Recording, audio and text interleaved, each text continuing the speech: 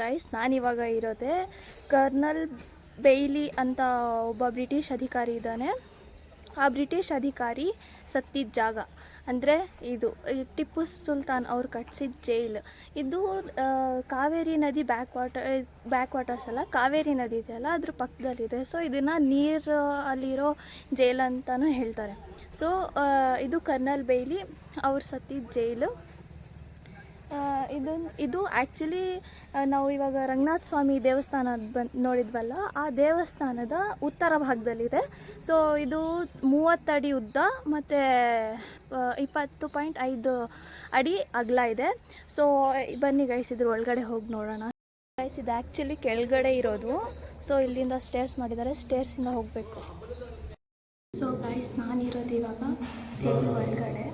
Jail ಒಳಗಡೆ ಏನೇನು ಇದೆ ಏನೂ ಇಲ್ಲ, ಜಸ್ಟ್ ತುಂಬ ಖಾಲಿ ಜೈಲಿದೆ.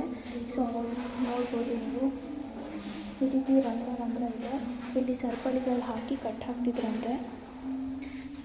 ಈ ಕಲ್ಲುಗಳಿದೆ ಅಲ್ಲ ಗೈಸ್, ಸೊ ಈ ಕಲ್ಲುಗಳಲ್ಲಿ ಕೈದಿಗಳನ್ನ ತೊಗೊಂಡ್ಬಂದು ಜೈಲಲ್ಲಿ ಕಟ್ ಹಾಕಬೇಕಾದ್ರೆ ಇಲ್ಲಿ ಸರಪಳಿಗಳನ್ನ ಯೂಸ್ ಮಾಡ್ತಾಯಿದ್ರು. ಸೊ ಇಲ್ಲಿಗೆ ಸರಪಳಿಗಳು ಹಾಕ್ತಿದ್ರಂತೆ. ಕರ್ನಲ್ ಬೇಯ್ಲಿ ಅನ್ನೋರು ಇಲ್ಲಿ, ಅದು ಬ್ರಿಟಿಷ್ ಕರ್ನಲ್ ಇಲ್ಲಿ ಸತ್ತಿದ್ದಕ್ಕೆ ಈ ಜೈಲಿಗೆ ಕರ್ನಲ್ ಬೇಯ್ಲಿ ಅಂತ ಹೆಸರಿಟ್ಟಿದ್ದಾರೆ.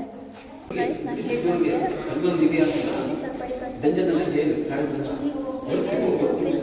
ಹೀಗೆ ಪ್ರಿಸನರ್ಸ್ನ ನಿಲ್ಲಿಸಿ ಇದು ಮಾಡ್ತಿದ್ರು. ಸೊ ಇಲ್ಲಿ ಹೇಗೆ ಅಂದರೆ ಇಲ್ಲಿ ಒಂದು ಹೋಲ್ ನೋಡ್ಬೋದು, ಇಲ್ಲಿಂದ ಸರಪಳಿಗಳನ್ನ ಕಟ್ಟಿ ಕೈಗೆ ಕಟ್ತಾಯಿದ್ರು. ಇಲ್ಲಿ ನೋಡಿ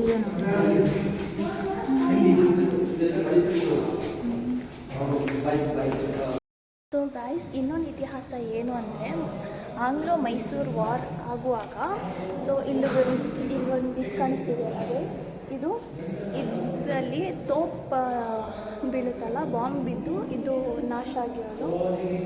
ಇಲ್ಲಿ ಖೈದಿಗಳಿಗೆ ಬೆಳಕು ಬರಲಿ ಅಂತ ಅಲ್ಲ. ಸೊ ಇಲ್ಲಿ ನೀವು ನೋಡ್ಬೋದು. ಸೊ ಗೈಸ್ ಇದು ತೋಪು. ಇಲ್ಲಿಂದ ದಪ್ಪದಾಗಿರೋ ಗುಂಡುಗಳನ್ನ ಇಟ್ಟು ಹಾರಿಸ್ತಾ ಇದ್ರಂತೆ, ಮತ್ತು ಆ ಗುಂಡುಗಳು ಮುಂದೆಯಿಂದ ಆಚೆ ಬರ್ತಿದ್ದಂತೆ ಗೈಸ್. ಸೊ ನೋಡಿ ಇಲ್ಲಿ